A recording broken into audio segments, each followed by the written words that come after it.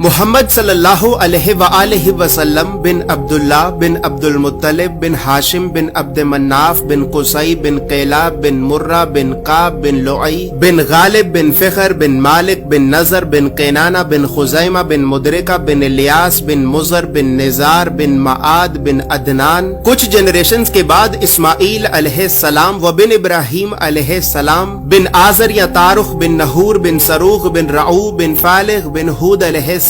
بن شالخ بن ارفخشد بن سام بن نوح علیہ السلام بن لامک بن متوشالح بن ادریس علیہ السلام بن یارد بن محللئیل بن کنان بن انوش بن شیس و بن آدم علیہ السلام. دوستو یاد رہے کہ یہ صرف نبی صلی اللہ علیہ وآلہ وسلم کا شجرہ نسب نہیں بلکہ یہ نبی علیہ السلام کے علاوہ قرآن پاک میں موجود تمام 25 انبیاء کرام کا بھی شجرہ نسب ہے. اس چارٹ میں ہم نے یہاں پر سب سے پہلے حضرت آدم علیہ السلام سے لے کر نبی صلی اللہ علیہ وآلہ وسلم تک تمام 25 انبیاء کرام کے ناموں کو ایک ترتیب کے ساتھ لکھا ہے اور پھر ہر نبی کا قرآن پاک میں کتنی مرتبہ نام لے کر ذکر کیا گیا ہے. ان تمام انبیاء کرام کو لوگوں کی ہدایت اور رہنمائی کرنے کے لیے جن علاقوں اور شہروں کی طرف بھیجا گیا تھا تو ہم نے اس چارٹ میں ان تمام علاقوں اور شہروں کے ناموں کو بھی لکھا ہے. اور سب سے خاص بات یہ ہے کہ یہاں پر ہم نے سبز رنگ سے نبیوں کے ناموں کو لکھا ہے اور سرخ رنگ سے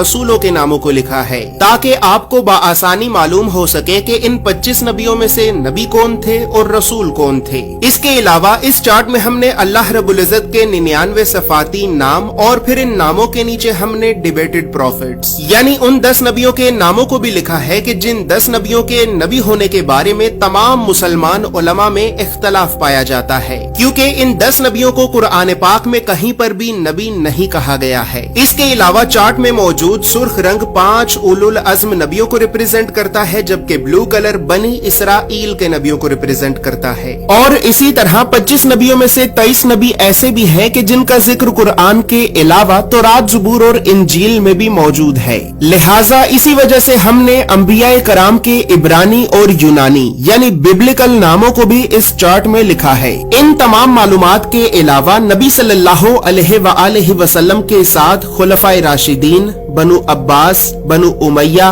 اور اہل بیت اطہار کا کیا رشتہ تھا تو ان تمام خاندانی رشتوں کو بھی ہم نے اس چارٹ میں ایکسپلین کیا ہے. اس چارٹ میں موجود تمام معلومات اردو اور انگریزی دونوں زبانوں میں ہی موجود ہیں. اور دوستو چونکہ اس چارٹ کو بنانا ایک بہت بڑی ذمہ داری کا کام ہے لہٰذا اسی وجہ سے ہم نے 1000 سال پہلے لکھی گئی کئی مستند اسلامک کتابوں کا مطالعہ کر کے 1 سال کی ریسرچ اور محنت کے بعد اس چارٹ کو بنایا ہے. اور اس چارٹ کو ہم نے اس وجہ سے بنایا ہے کیونکہ بدقسمتی سے ہمارے بچوں کو اسکول سے یونیورسٹی تک اللہ کے نبیوں کی سیرت اور سنت کے بارے میں بتانا تو دور، یہ تعلیمی ادارے ہمارے بچوں کو کبھی بھی اللہ کے نبیوں کے نام تک نہیں بتاتے. اور اسی وجہ سے آج ہم اللہ کے نبیوں سے اس قدر دور ہو چکے ہیں کہ اب نہ ہی تو ہمیں اللہ کے نبیوں کے نام آتے ہیں اور نہ ہی ہماری اولاد کو. لہٰذا گھر کے ماحول کو اسلامی اور علمی اعتبار سے بہتر کرنے کے لیے اور بچوں میں بچپن سے ہی انبیاء کرام کے بارے میں جاننے کا اور تحقیق کرنے کا شوق پیدا کرنے کے لیے ہم نے اس چارٹ کو بنایا ہے.